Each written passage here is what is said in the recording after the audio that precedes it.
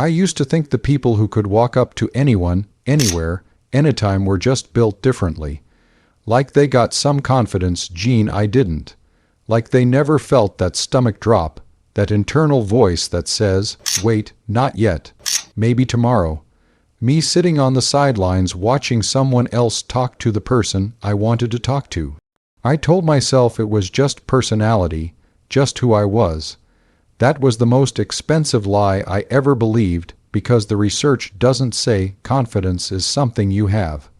It says confidence is something you do. And approaching someone you like isn't a talent. It's a skill with specific learnable steps that the human brain responds to every single time. Here's what actually works. Trick 1. Warm the interaction before it starts. Here's something I never thought about until I read the research behind it. Cold approaches fail more often than warm ones, not because of what you say, because of how jarring it feels to the other person's brain to go from zero to full social engagement with a stranger in 1 second flat. Psychologists call this social priming, and the principle is simple.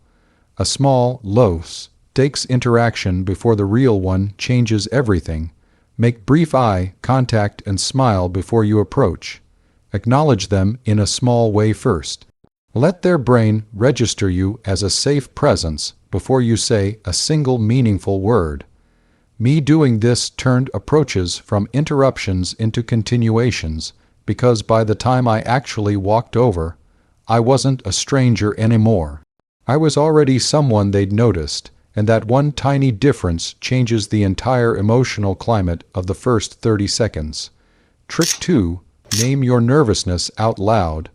This one sounds backwards, I know. Myself, I spent years trying to hide every trace of anxiety before an approach. Act cool, look unbothered, give nothing away. And it made everything worse because the effort of hiding it consumed the mental bandwidth I needed to actually be present in the conversation. There's a psychological principle called anxiety reappraisal, and what research from Harvard shows is that naming what you're feeling, actually saying it out loud, reduces its physiological grip almost immediately. Something like, I'll be honest, I almost talked myself out of coming over here, does something remarkable. It disarms the situation. It makes you instantly human. It makes them feel chosen rather than targeted. And people who make other people feel chosen become immediately, almost irrationally attractive. Every single time. Trick 3. Lead with curiosity, not impression. I spent years approaching people trying to be impressive, and I cringe thinking about it now because the energy of trying to impress someone is something they feel before you finished your first sentence. It's slightly performative, slightly tense, and it puts pressure on the interaction that kills it before it breathes. The complete opposite of that is curiosity. Genuine, unhurried curiosity about who this person actually is. Psychologists have found that people who ask questions from a place of real interest, not to fill silence, not to seem engaged, but because they actually want to know, are consistently rated as more attractive and more intelligent than people who lead with statements about themselves. Me shifting from let me show you who I am to I actually want to know who you are changed the entire texture of every first conversation I had, because people don't fall for impressive, they fall for interested. Trick 4. Use their name once. Simple, underused, almost unfairly effective. Studies in social psychology consistently show that hearing your own name activates a deeply personal response in the brain, one that signals recognition, safety, and connection. It's one of the most powerful sounds in any language to the person it belongs to. So, once you get their name, use it.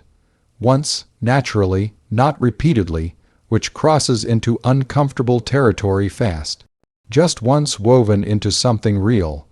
That's actually a great point, name. That single moment creates a level of personal connection that most people never manufacture in an entire first conversation. Final truth, Here's the truth I needed someone to tell me years ago. The approach is not the scary part. The regret is the scary part.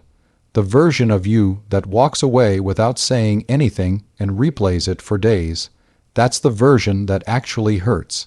The conversation itself, it lasts a few minutes. It's just two people talking, and the worst realistic outcome is a polite exchange that goes nowhere. But the best outcome changes everything. Me choosing to say something instead of walking away has led to some of the most meaningful connections in my life, and it started with one step, one sentence, one moment of deciding that the other person was worth the 30 seconds of discomfort it took to reach them. Subscribe, more of this coming every week.